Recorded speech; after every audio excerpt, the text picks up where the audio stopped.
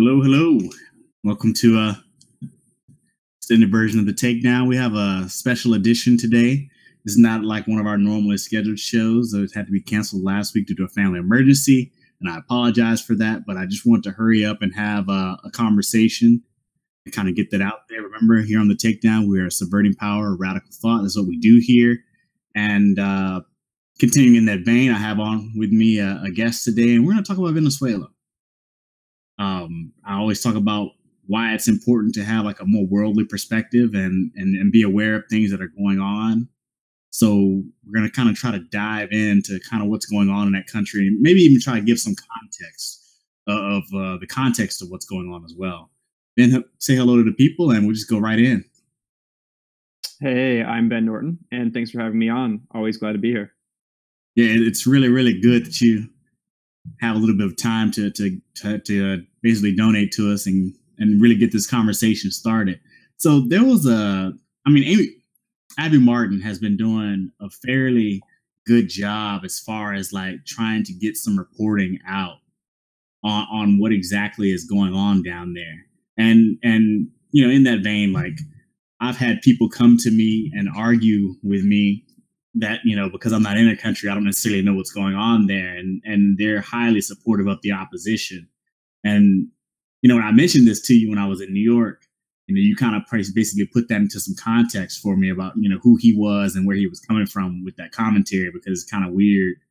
It was kind of shocking to me, and it made me rethink some of the positions that I held, but I couldn't be any more confident in what I said then, you know, looking back at it now. So kind of take us through what's going on down there today. Well, I think first, the response to that is important to point out is true.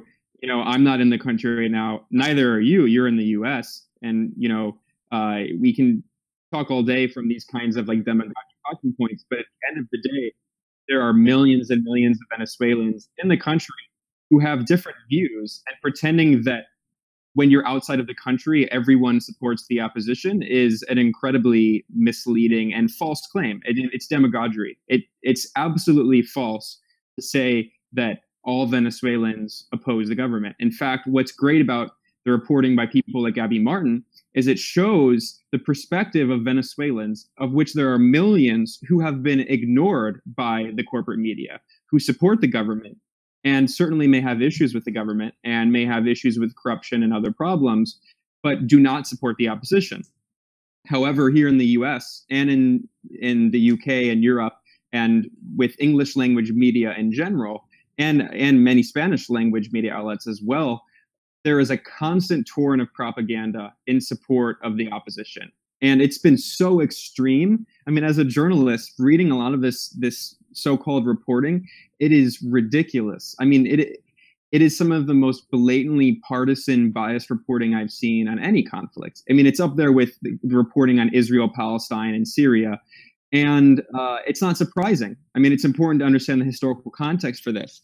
Venezuela is a country that has tried to pursue an independent path of neoliberalism, of imperialism, of capitalism for nearly 20 years now.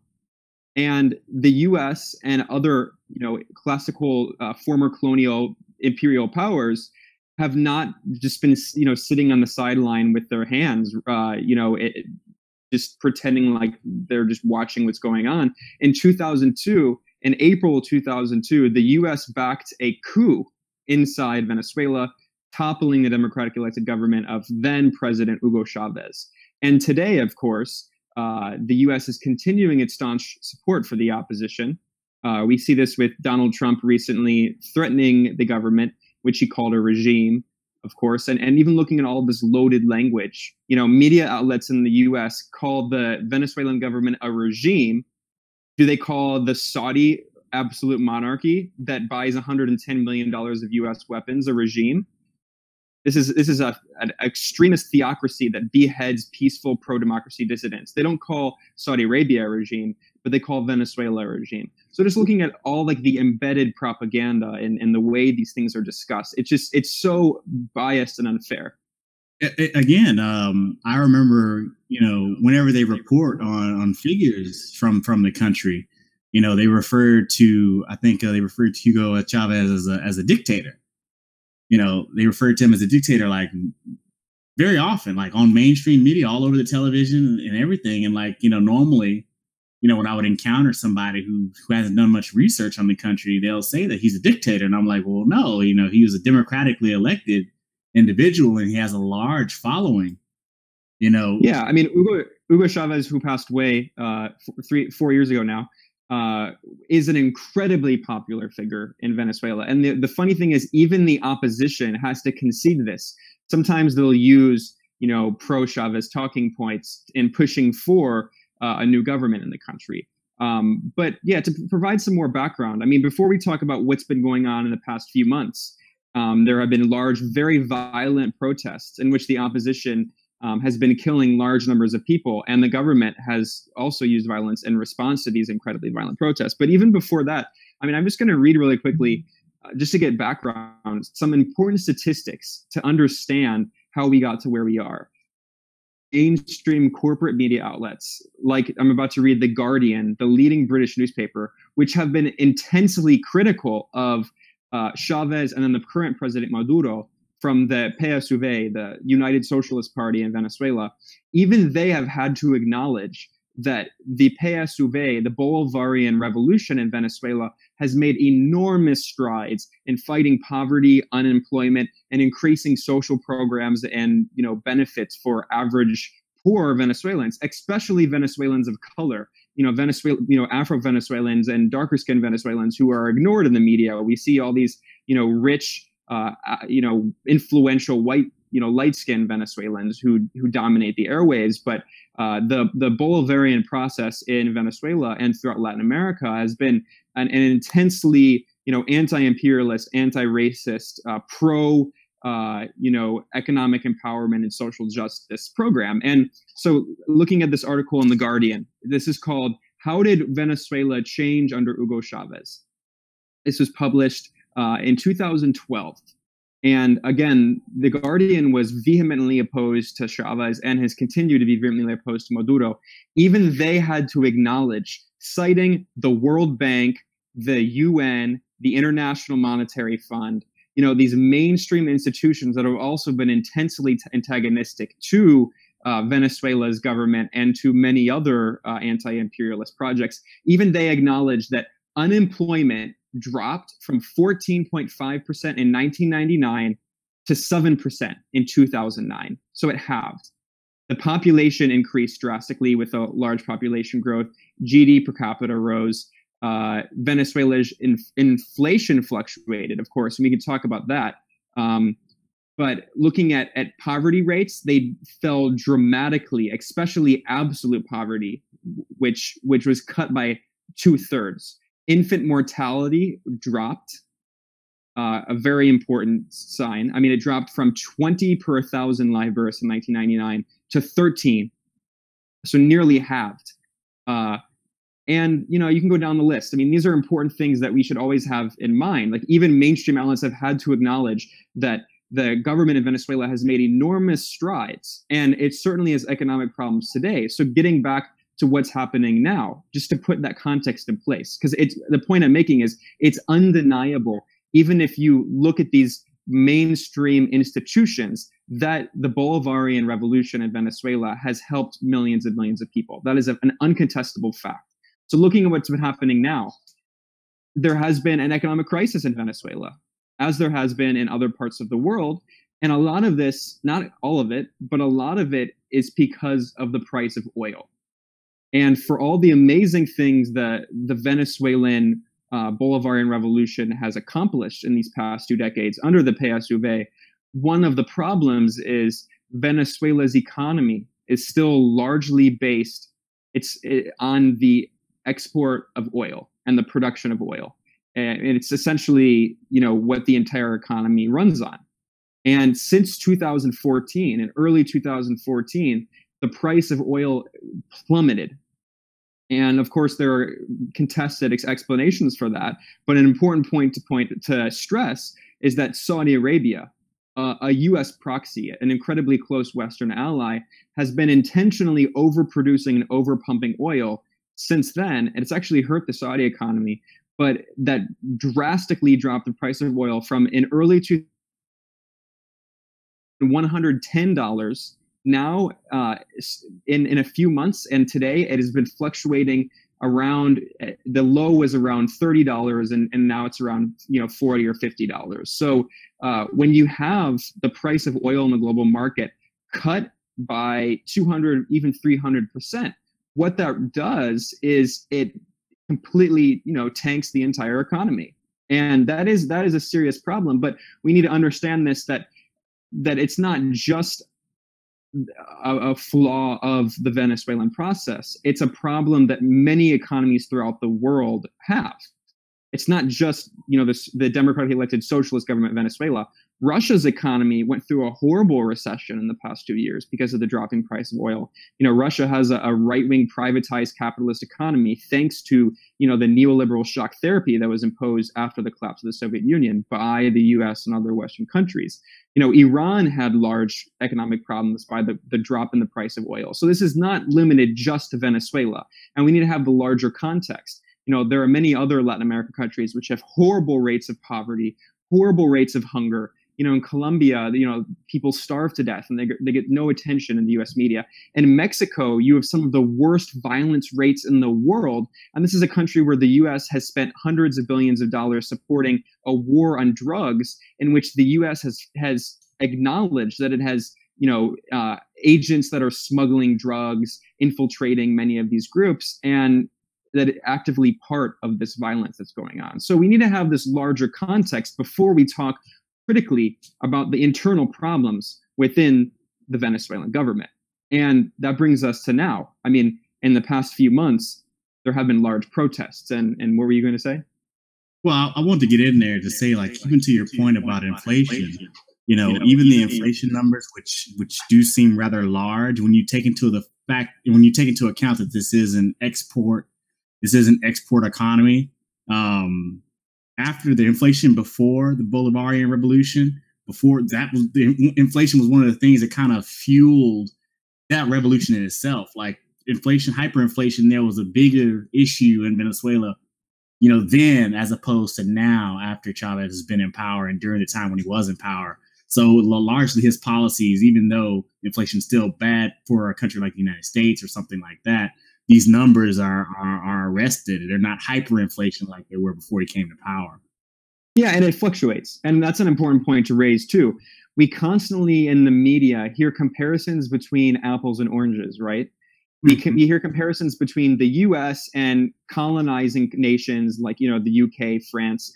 These are countries that created their wealth through hundreds of years of colonization, imperial war, stealing natural resources from the global south, slavery, genocide.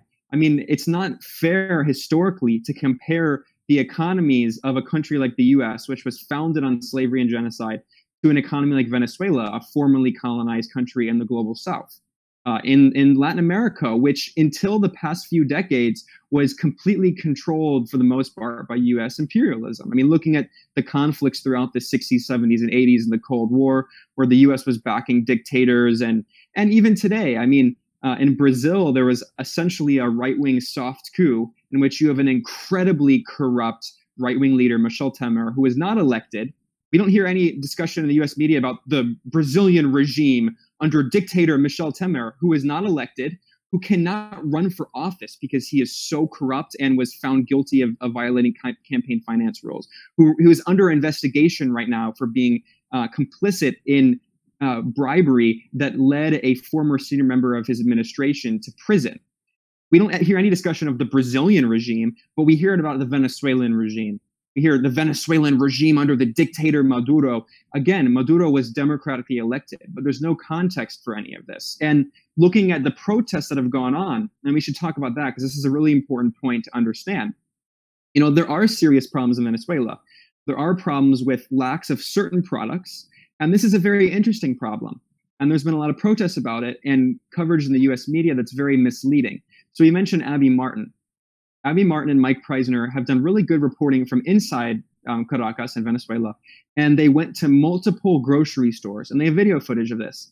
And they filmed these grocery stores, and they're stocked. All the shelves have food all over them. There's all these products, all these processed foods, these things that you would expect to find in a U.S. Or a European or many other countries' grocery stores. However, there are certain products that are lacking.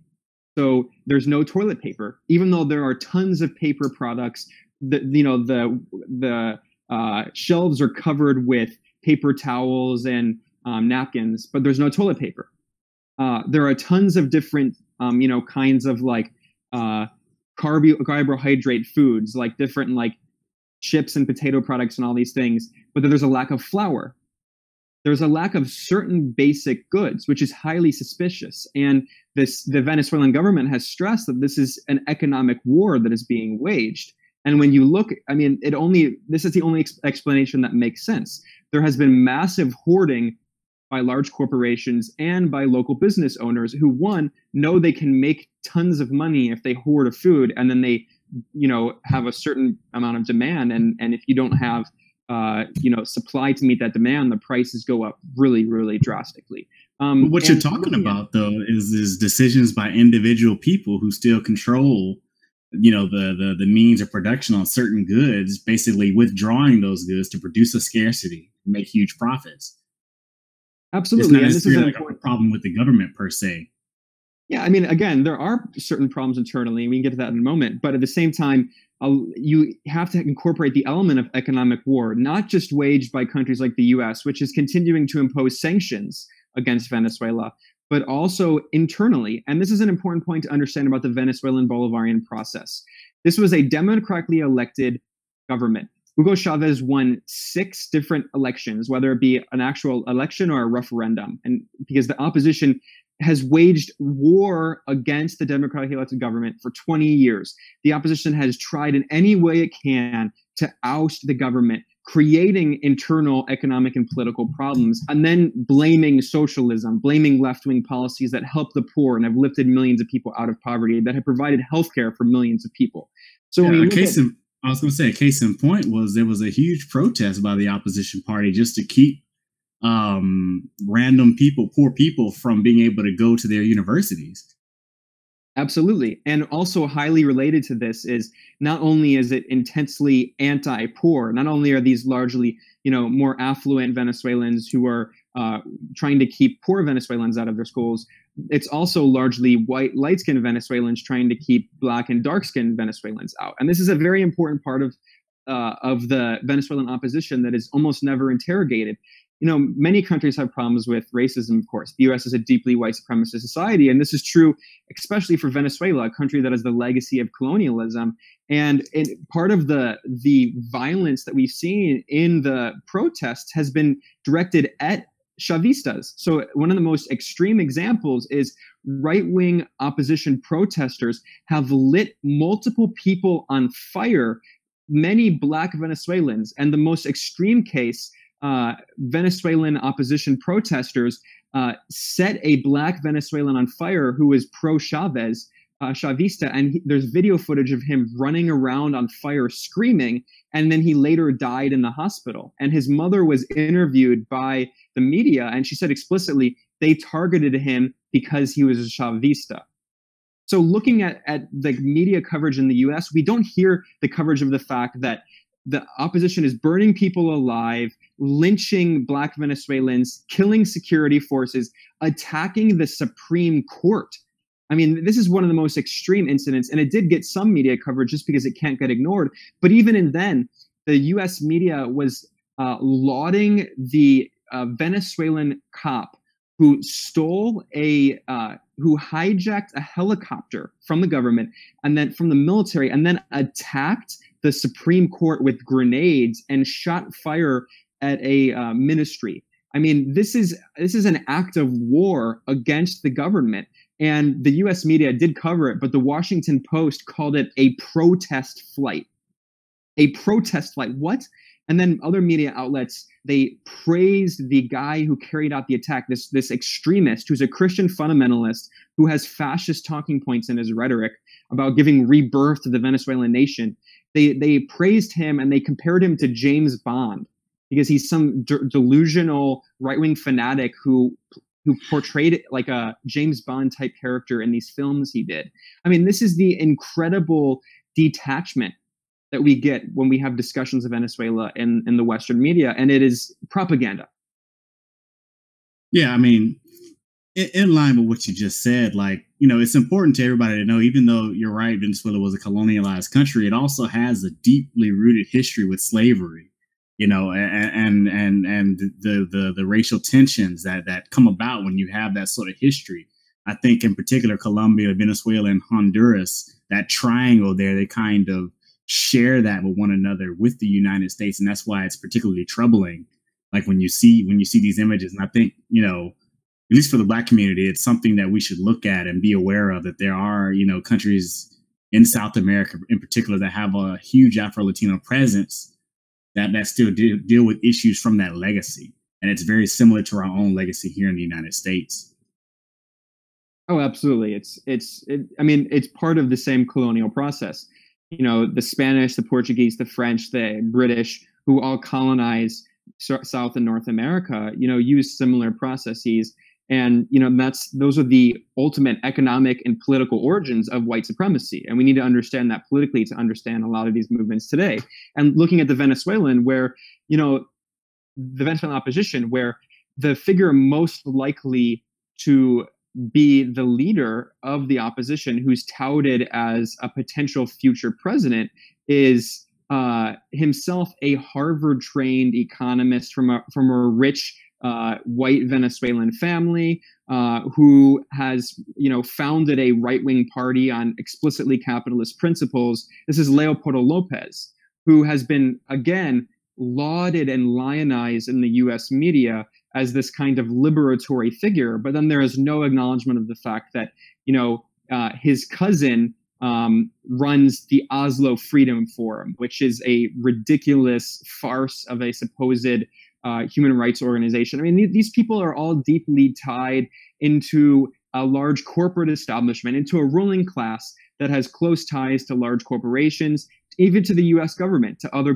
governments. And again, it's important to stress the point that the U.S. has spent tens of millions of dollars on the books. You can find these government documents acknowledging supporting the Venezuelan opposition. And this is not, you know, an isolated conflict. This is not all happening internally in Venezuela with no other foreign intervention. So, I mean, another thing I want to talk about here, I'm going to get up. There's a very interesting professor named Steve Elner, who's an American who's been teaching in Venezuela for decades. And he's one of the leading scholarly experts on the country. And he published a really interesting article on his blog recently that was syndicated elsewhere in other media outlets.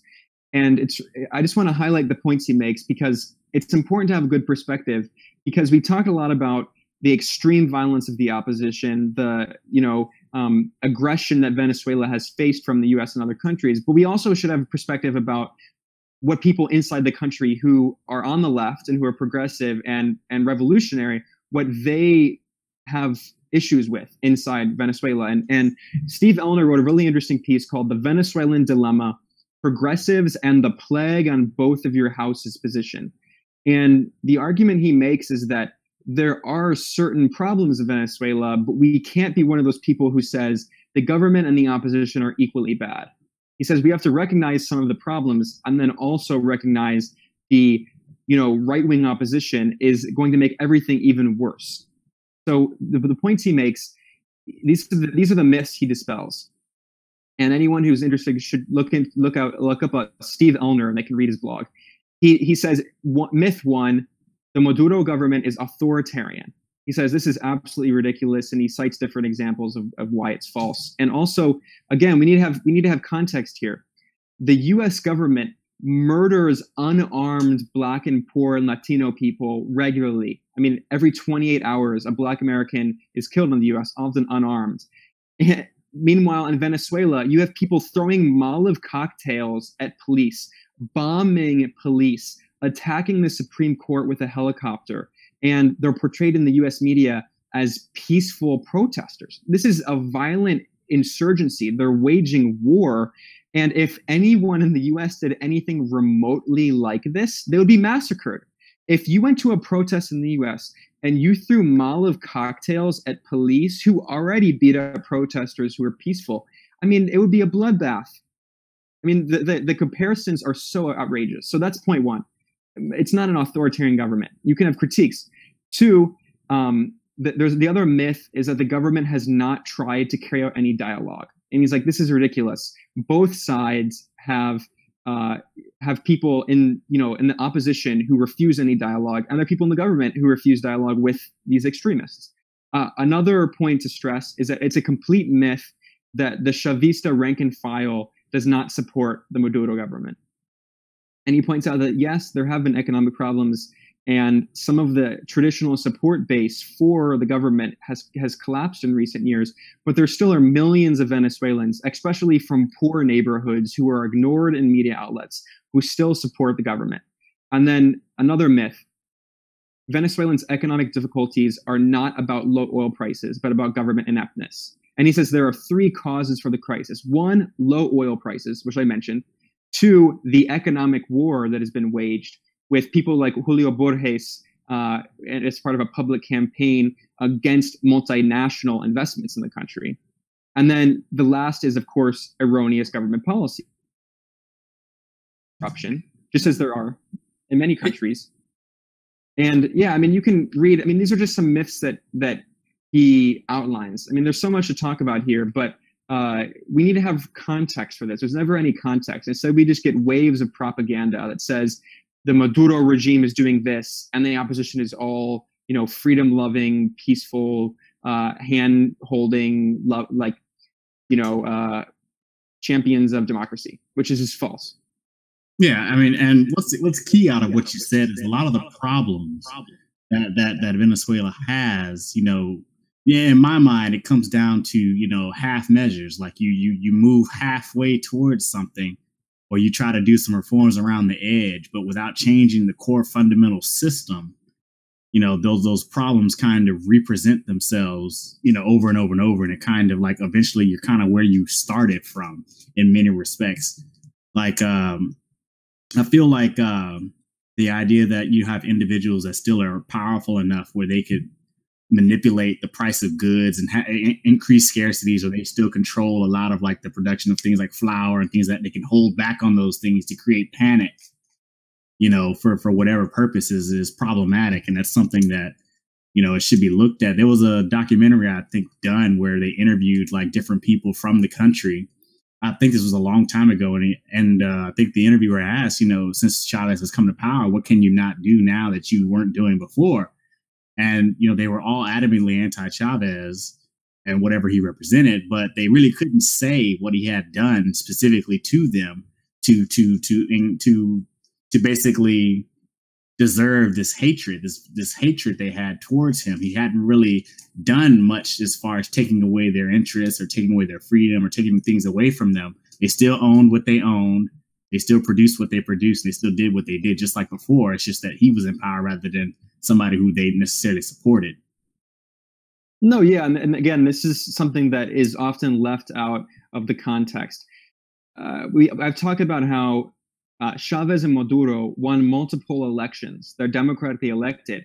But the way we hear the discussion of the government in Venezuela, of course, The Economist just published an article calling it the Maduro dictatorship and calling it the regime. Even AP, the Associated Press, which is supposedly a neutral outlet, even they have been using the term regime. Again, they don't use regime for US-backed authoritarian dictatorships like Saudi Arabia or Qatar or the UAE or Brazil, but they do for Venezuela. But when we look at the actual revolutionary process in Venezuela, because it has been so democratic, that has actually really prevented a lot of socialist policies from being implemented. And the Venezuelan PSUV, the party, decided that it was more important to err on the side of democracy than on the side of socialist policies. I mean, it's actually similar in some ways to looking at what happened in Chile in the early 1970s. When Allende won the election in 1970, immediately the U.S. began an economic war against against Chile. This was the first democratic elected Marxist leader in Latin America. It's the height of the Cold War. And in 1971, you can find documents where the U.S. is flooding the opposition with support inside Chile, pushing for an economic catastrophe that would, make the population rebel against Allende. And then, of course, in 1973, on the first 9/11, September 11, 1973, the CIA helps orchestrate a coup and violently topples the elected government in Chile. I mean, this was a government that was elected that tried to go through democratic means in order to implement socialist policies, and it was overthrown. And looking at Venezuela, of course, that was always the concern. I mentioned the 2002 coup. So they've always erred on the side of not imposing policies that are as, explicitly socialist. So, for instance, rich people were never really expropriated. I mean, one of the core points of the Cuban Revolution, for instance, was taking the land of the slave-owning rich people who were, colonial elites dominating the country. That didn't happen in Venezuela. You didn't have the bourgeoisie that was expropriated. You didn't have their wealth that was re-given to the poor. Instead, you had a very strong welfare state that was funded through oil revenue. And that's a good policy for poor people. It's been a very effective policy, but it doesn't do anything about the inherent class contradictions and antagonism in society. You still have a rich elite which controls large parts of the media. I mean, the media in Venezuela is completely dominated by right-wing corporations and oligarchical families. I mean, much like the United States. Hey, Ben, let me tell you, we've actually ran out of time, but I think we've covered it. What can you make some last good points here on this topic, and maybe we can come back to it on a future appearance as you have time. Yeah, absolutely. I'll end with one point here, and this is, again, we need to understand. One of the things that we've been stressing here is just the context for all of this. We need to understand Venezuela in the larger historical context. We need to understand that there are economic problems going on, but it's not, I mean, there are multiple problems responsible for it. And at the same time, I'm going to just end with a few small quotes here on the Venezuelan opposition, because the media reporting on this has been such propaganda, but it's one of the things where if you have a very critical eye and you look closely, you can find admissions of what's actually happening. And I'll conclude here. This is a June 3rd article in the Washington Post, a PR piece for the opposition called "How a New Kind of Protest Movement Has Risen in Venezuela." And it has a few lines in here, throwaway lines, where they say that the opposition has created makeshift armor and crude weapons and taken it to the streets to battle the government. They say they carefully prepare their weapons. Ortega led them in chants. It's going to fall. The government is going to fall. He held his hand out to reveal a large metal ring with a sharp spike. It said his group led an ambush of a police patrol. They captured the motorcycle. They set it on fire in the middle of the street. Many in the student movement profess nonviolence, but they see it differently, these protesters. If we're going to be warriors, let's go to war, he said. And he says, this is where my war begins. And then, of course, it adds, wealthier Venezuelans donate supplies. So what we have here is the media is applauding an insurgency who admits that they're waging war against the government with explicitly violent means, attacking government buildings, killing people, lighting them on fire. And then in the US, we're told, oh, the evil Maduro regime is killing peaceful protesters. It's very dangerous what's going on, and it's very reminiscent of what happened in Syria in 2011 and the whitewash propaganda we get. So we need to always have that context in mind, and hopefully we don't have another Syria in our hands, because, if we do, God help the Venezuelan people. I mean, they're going through enough problems as it is already. Ladies and gentlemen, I think Ben did it very, very, very succinctly there, where he said they're taking their armaments and they're going out into the streets to battle the government. That, ladies and gentlemen, is your peaceful opposition party. Good night.